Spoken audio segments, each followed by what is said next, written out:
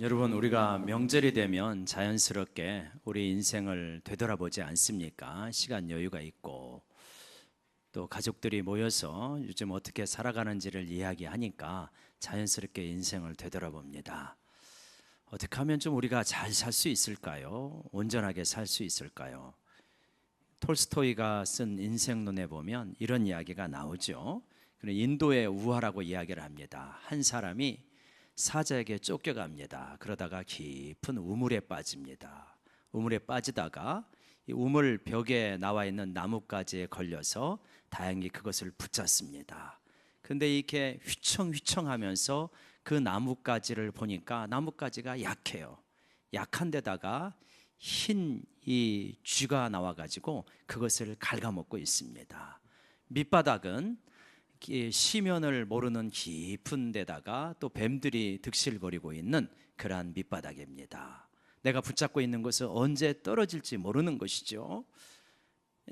그런데 그것조차도 또 이 흰 쥐가 갉아먹고 있으니 떨어지는 것은 시간 문제입니다. 근데 거기 보니까 그 나뭇가지에 이 꿀이 있습니다. 꿀이 붙어 있는데 그 꿀을 핥아 먹더라. 그것이 인생이다. 그런 이야기를 하죠. 그러니까 언제 우리 인생의 종말이 올지 모르는데 그거를 너무나 잘 알고 있으면서도 그거를 잊고 사는 존재, 그럼에도 불구하고 그 짧은 인생에 쾌락을 탐하는 존재가 바로 인생들이다. 이런 걸 우화로 설명하는 거죠. 근데 인도의 우화라 그런지 상당히 허무적입니다. 그거에 비하면 누가복음 15장에 나오는 돌아온 탕자의 비유는 허무하지 않죠. 그렇게 허랑방탕하면서 자기 인생이 비참해졌지만 아버지께로 돌아오게 되어질 때 구원과 생명의 길이 있다라고 이렇게 보여주죠. 그래서 참 대조적이다 그런 생각을 하게 됩니다. 어떻게 우리가 인생을 좀 잘 살 수 있을까요? 오늘 말씀을 보면 생각의 결과다라고 하는 이러한 표현이 나옵니다. 지금 너에게 이제 재앙이 올 것이다. 그런데 이 재앙이 근거 없이 까닭 없이 오는 것이 아니다. 너희가 붙잡고 있는 생각의 결과 때문에 이러한 재앙이 오는 것이다 라고 이렇게 말하죠. 그들은 어떤 생각을 붙잡고 있었습니까? 예레미야서 6장 16절부터 보게 되면 이런 것입니다. 이스라엘 백성은 지금 알고 있습니다. 무엇을 알고 있냐? 선한 길을 알고 있습니다. 그 선한 길은 어떤 길이냐면 옛적 길입니다. 즉 이스라엘 백성이 애굽에서 나와서 광야를 걸어갈 때 이야기죠.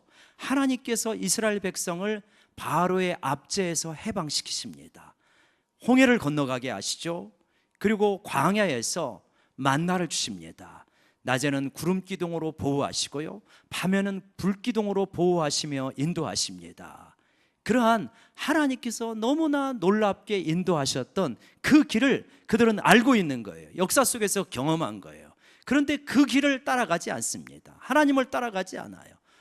바알의 길, 아세라의 길, 우상 숭배의 길을 걸어가고 있습니다. 그것뿐만이 아니라 그렇게 걸어가고 있는 그들에게 하나님께서 선지자를 보냅니다. 제발 돌아오라. 너희들이 가는 길은 패망의 길이다, 멸망의 길이다. 그것이 지금 달콤할지 몰라도 너희들은 결국은 버림받을 것이다. 돌아오라. 선지자들이 와서 무수히 외치는데도 그 길을 안 돌아갑니다. 안 듣겠다고 합니다. 입 다물라고 합니다. 내 귀를 막겠다고 합니다. 지금 그러한 생각을 붙들고 있는 그들에게 다가오는 것이 무엇이냐? 하나님께서 내가 너에게 저의 재앙을 내리겠다라고 말하는 것입니다.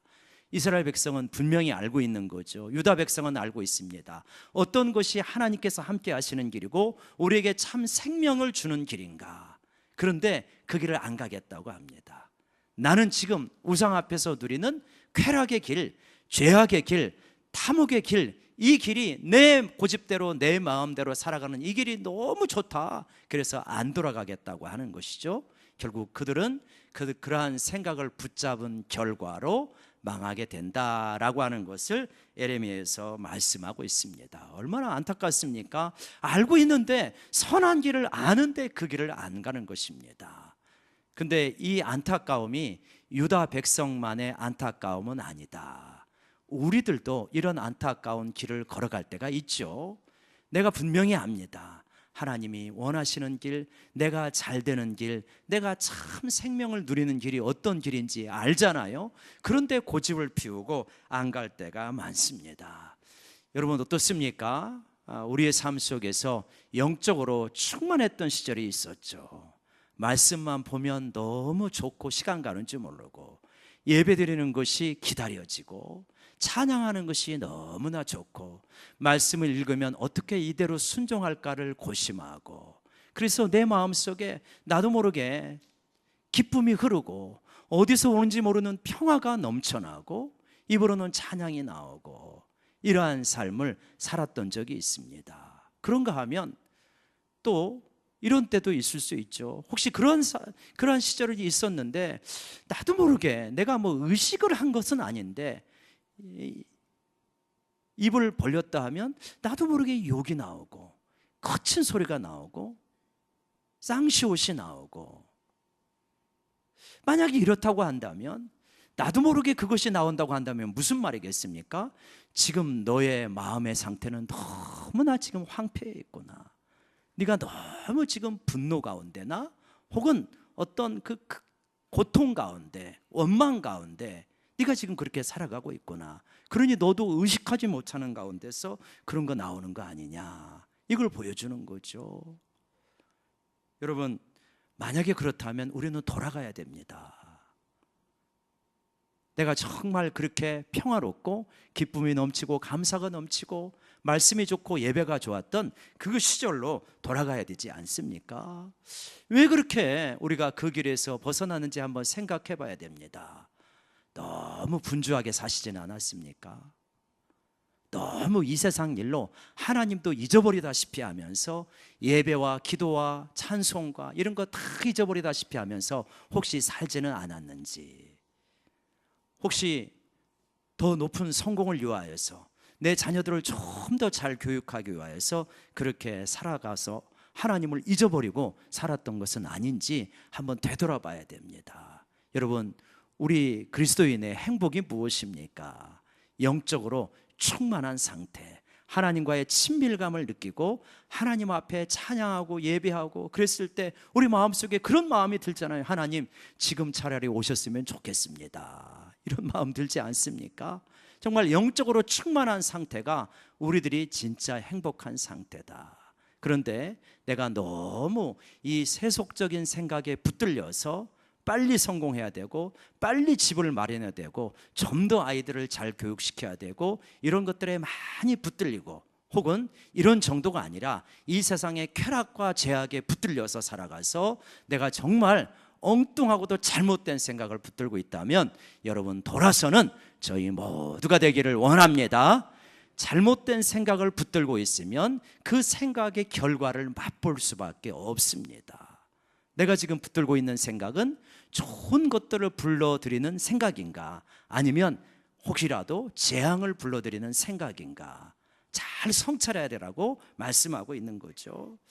그런가 하면 형통을 부르는 생각이 있죠.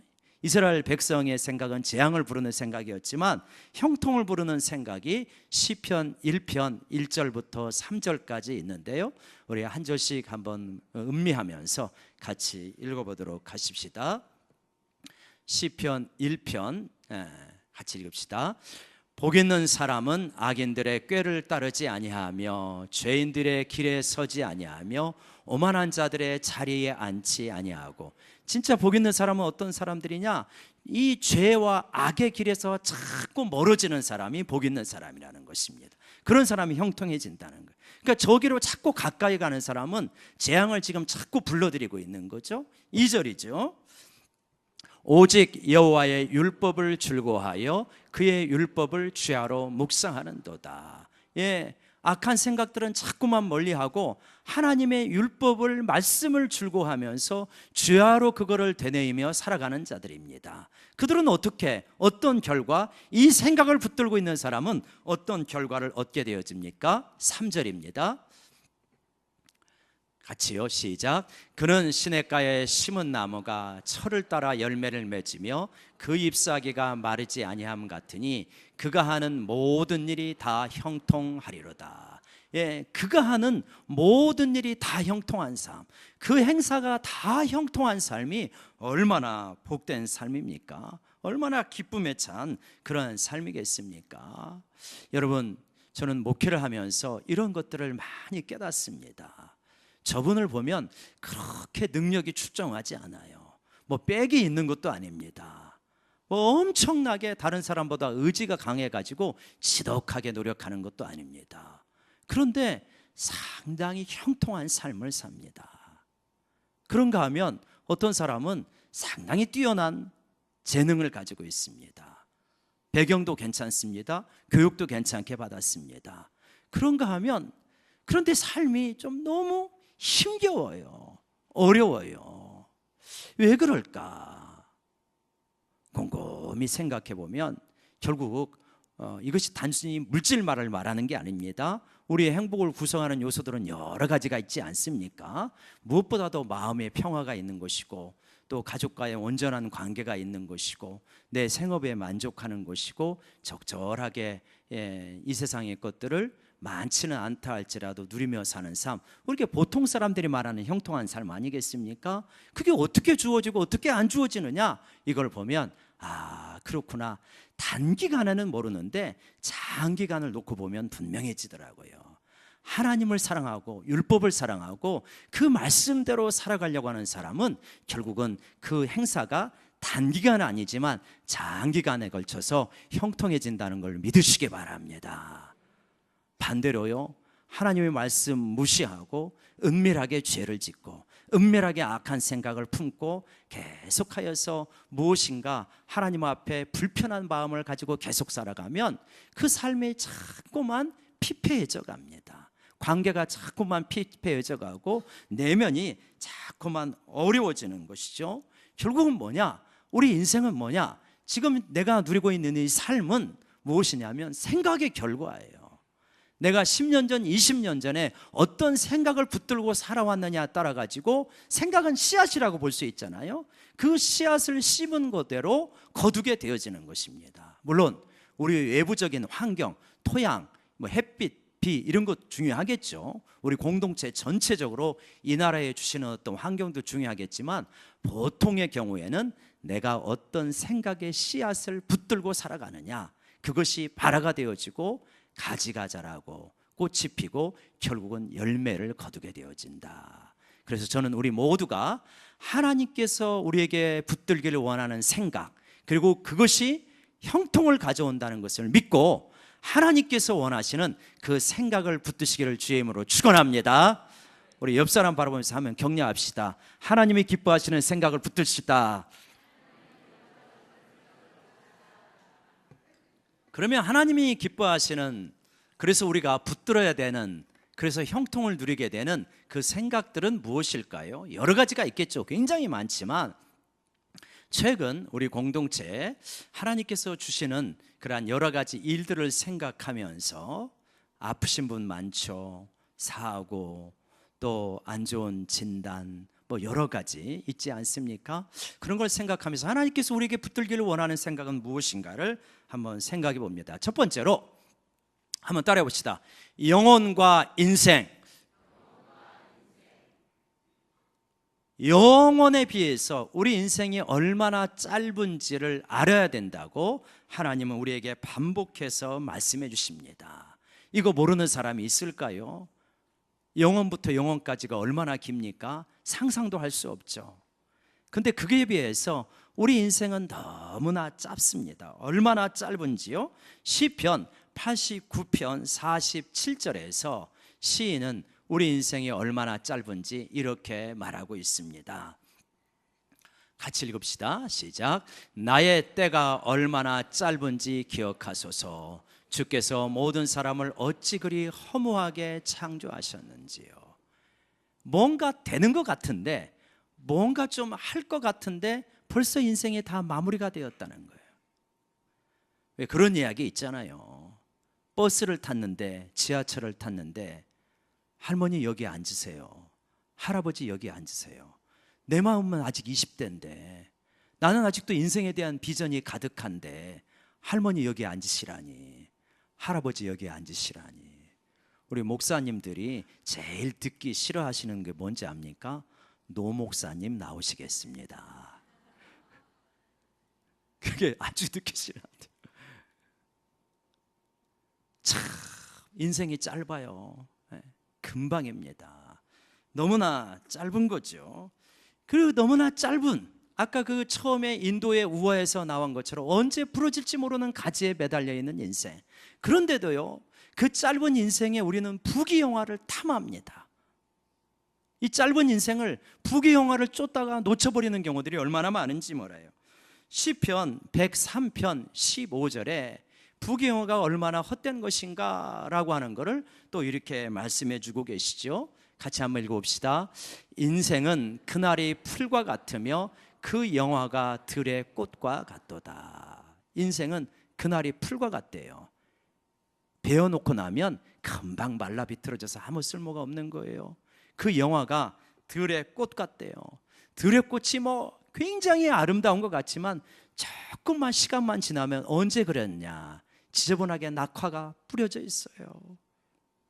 인생이 그렇게 풀과 같고 별거 아니라는 겁니다.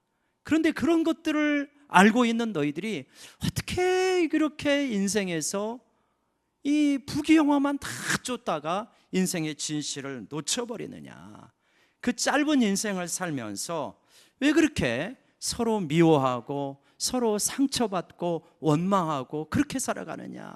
왜 그렇게 너희 마음속에 이 짧은 인생을 살면서 그렇게 불편하게 살아가느냐. 하나님이 탄식하시는 거예요. 자, 추석 명절입니다. 우리 형제들이 만납니다. 앞으로 우리 인생의 추석이 몇 번이나 될까요? 우리 형제들하고 만나는 추석이 몇 번이나 될까요?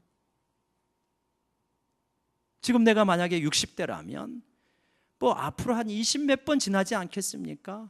형제들하고 만나는 거 20 몇 번도 안 되고 10 몇 번 만날 거예요.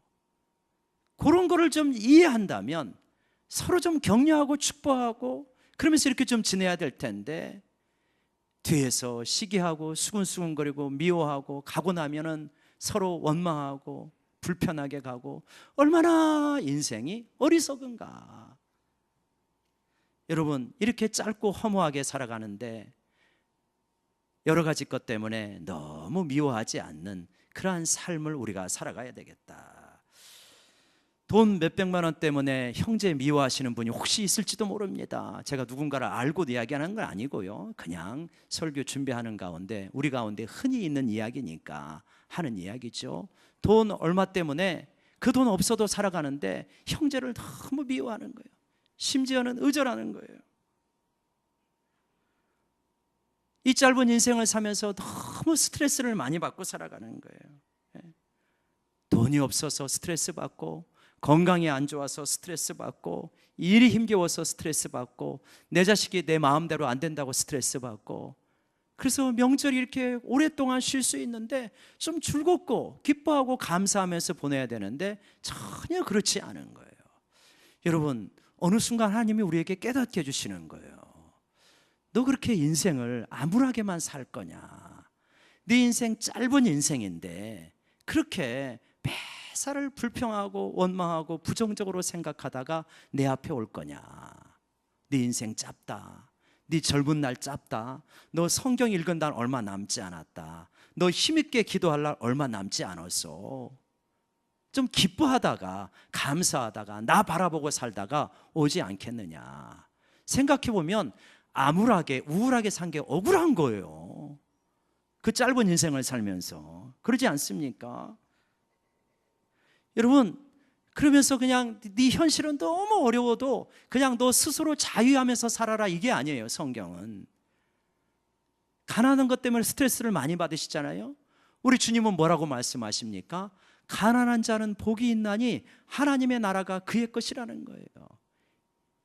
이 복음이 놀라운 것은 무엇이냐면, 모든 사람들이 고통을 받으며 스트레스를 받는 그 상황이 영적인 세계에 들어오면 도약대가 되어버립니다. 역전시켜버려요. 복음은 우리의 인생을 역전시킵니다. 실제로 역전시켜요. 아, 내가 가난해서 너무 힘든데 어떻게 됩니까? 마음이 가난해지는 거예요. 나는 하나님을 의지하지 않고는 살 수 없습니다. 모든 것을 주님에게 의지할 뿐입니다. 그래서 실제로 물질적으로 가난해서 심령이 가난해지게 되면 하나님 나라 천국이 나에게 임하게 되어진다. 영적인 도약대가 될 수 있는데 너는 거기서 영적인 늪에 빠진다는 거예요. 그게 너무나 가슴이 아프다는 거예요. 하나님이 보실 때. 왜 너는 영적인 늪에 빠지느냐? 영적인 도약대로 삼으라는 거예요. 그 영적인 도약대로 삼는 것이 무엇입니까? 우리 좀 이따 살펴볼 기도인 것입니다. 기도하지 않고는 우리의 어떤 그 역경과 고난이 영적인 도약대가 안 되는 거예요. 우리 안에 그 정도 힘이 없어요. 아무리 긍정적이어도 그 정도 힘이 없습니다. 그러한 깊은 고난 가운데서 하나님을 만나게 되고 하나님이 영이 임하게 될 때 여러분 이 짧은 인생에서 너무 억울하게 사는 것이 아니라 하나님 감사하고 기뻐하면서 살아가게 되는 줄로 믿으시기 바랍니다. 하나님 우리에게 깨달으라는 거예요. 너의 그 한 번밖에 없는 그 짧은 인생을 너무 그렇게 우울하게 살아가지 말아라. 원망하며 살아가지 말아라. 미워하며 살아가지 말아라. 그렇게 좀 싸우면서 살아가지 말아라. 네 마음에 천국을 누리면서 살아가라고 내가 오지 않았느냐, 이런 것이죠.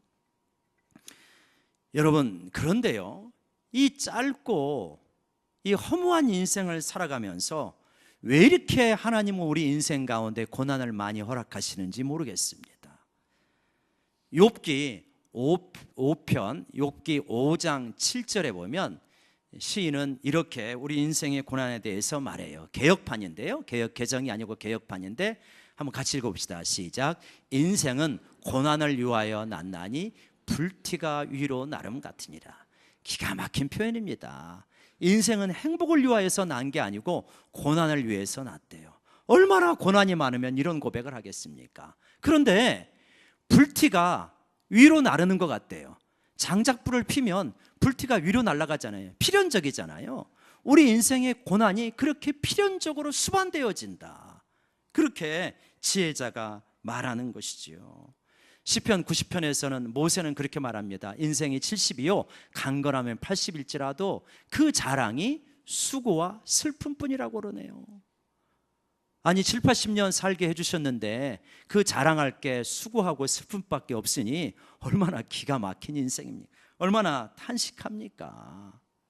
그래서 우리는 어떤 그러한 말할 수 없는 고난이 오면 하나님께 질문하는 거예요. 하나님 왜 이런 고난을 허락하십니까? 그런데요, 왜요? 라고 물어봐도 하나님은 대답을 잘 안 해주십니다. 욥기를 읽어봐도 해답이 잘 안 주어져요. 그런데요, 한 가지 우리가 분명히 아는 건 있습니다. 고난을 통해서 우리들이 단련되어진다는 것. 고난을 통해서 우리가 성숙되어지고 고난을 통하여서 우리가 하나님을 알아간다는 것은 부인할 수 없어요.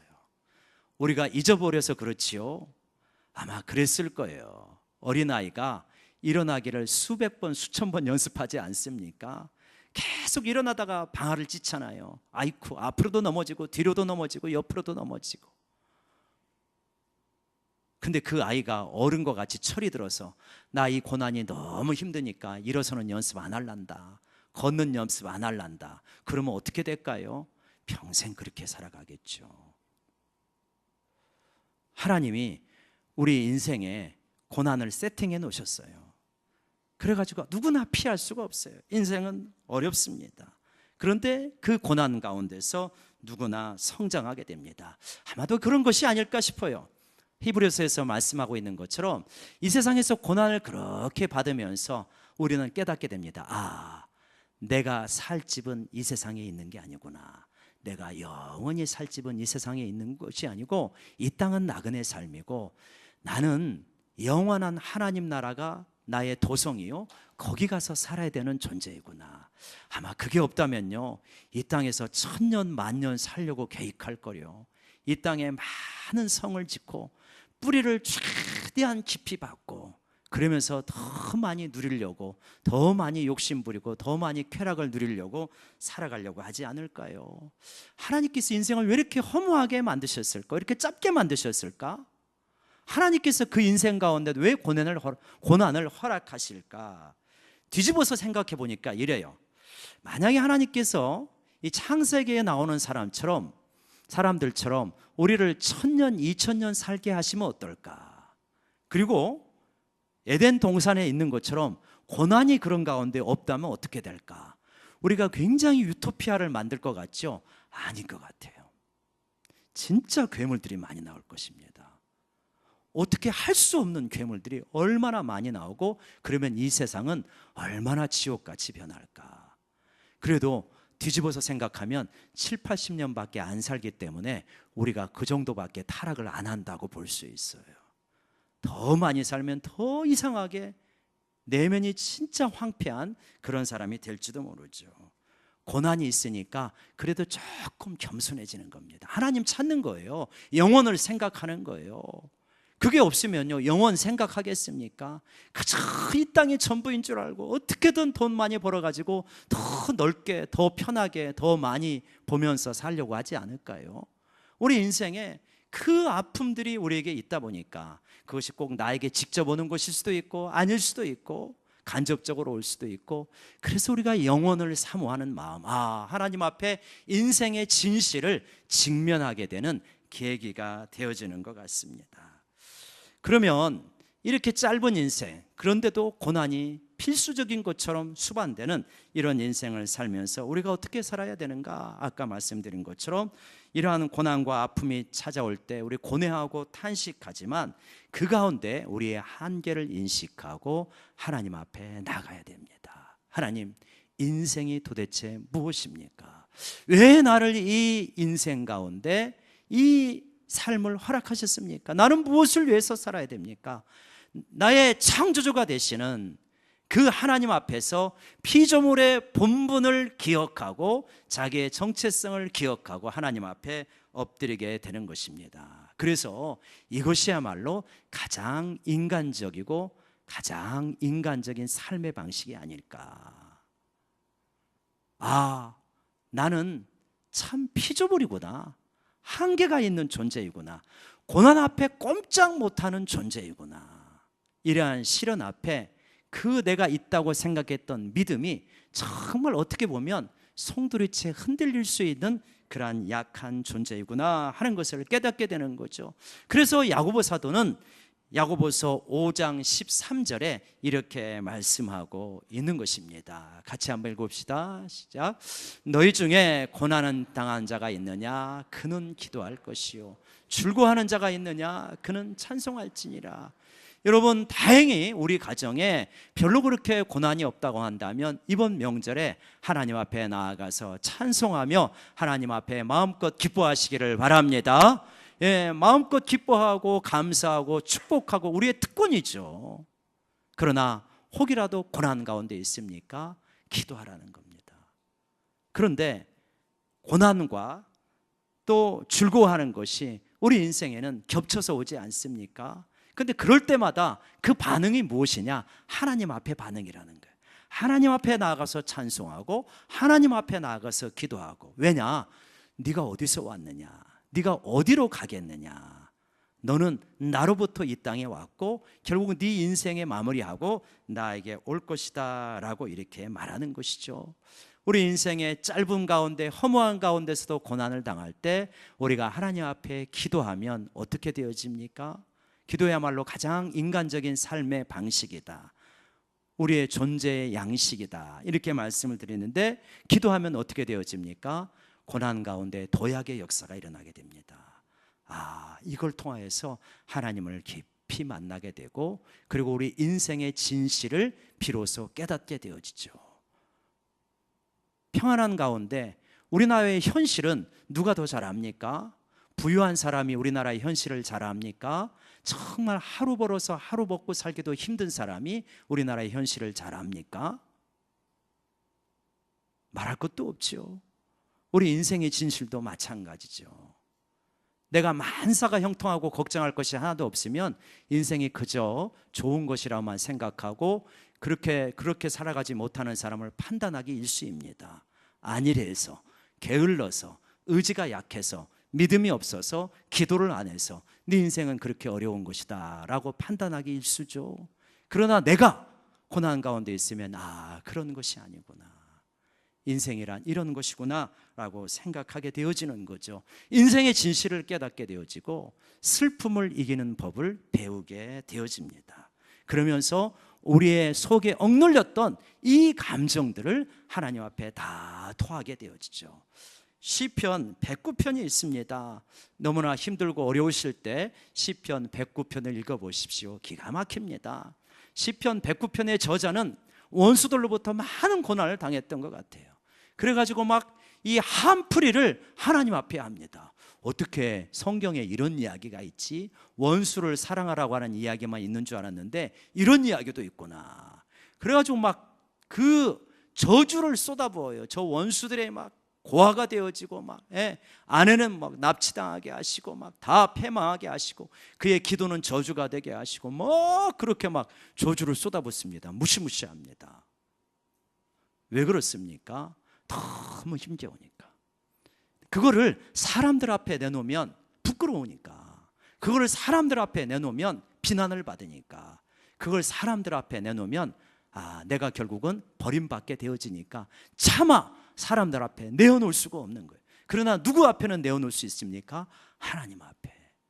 하나님 앞에 그 원망과 한과 억울함을 다 쏟아붓습니다. 그런데 그렇게 기도하고 나서 시인은 뭐라고 기도를 마무리하냐면 나의 영혼을 심판하시는 하나님께 맡깁니다. 하나님은 다 아시지 않습니까? 내 인생을 다 아시고 내 원수를 다 아시고 우리의 한계를 다 아시지 않습니까? 하나님, 내 영혼을 심판하시는 불꽃 같은 하나님 앞에 의뢰합니다. 긍휼히 여겨주시고 구원해 주십시오. 이렇게 기도하거든요. 참 정직한 기도다라고 말할 수 있습니다. 여러분, 우리 그리스도인들이 힘든 거는 삶도 어려운데 하나님 앞에 기도하지 않아서 더 힘듭니다. 그 어려운 삶을 내가 감당하려고 하니까 너무 힘든 거죠. 아버지가 개입하셔서 아버지가 풀어주시면 좀 좋은데 역량도 없는데 내가 풀려고 하니까 너무 힘들 때가 많죠. 여러분, 우리 그리스도인이 가지고 있는 한 가지 약점은 이런 것 같습니다. 많은 약점이 있을 수 있겠지만 그 중에 생각해 볼 수 있는 한 가지 약점은 뭐냐면 우리가 너무 상식적이지 않을 때가 있어요. 우리의 만남은 먼저는 상식적인 것입니다. 자, 명절에 우리의 만남은 먼저 상식적이어야 되는 거예요. 그렇지 않겠습니까? 오는 것이 있고 가는 것이 있고 찾아오면 축복하고, 근데 오는 것이 있는데 가는 것이 없고 찾아와가지고 안 좋은 소리만 하고 그러면 마음이 상하는 거죠. 그러니까 우리가 그랬을 때 이제 우리 그리스도인들이 자, 누가 우리 집에 왔습니다. 얄밉게 행동을 합니다. 진짜 미워요.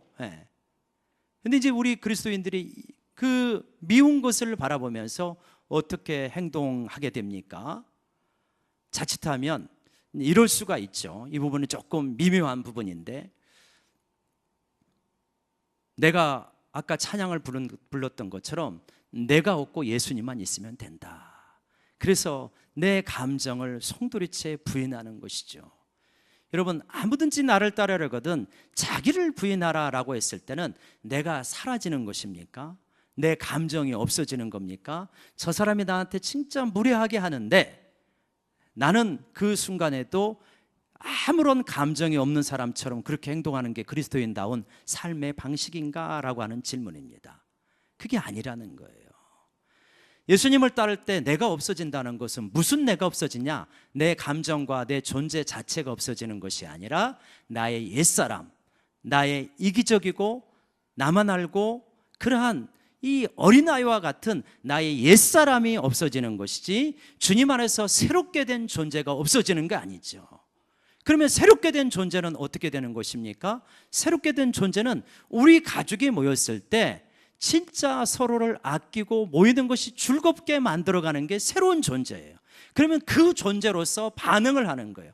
너무나 어떤 사람이 무례하게 행동하면 당신의 무례함 때문에 우리 가정의 평화가 깨진다고 말할 수 있는 게 새로운 존재고, 그 씨름을 통해서 우리 가정을 건강하게 만들어가는 게 새로운 존재인 것이죠.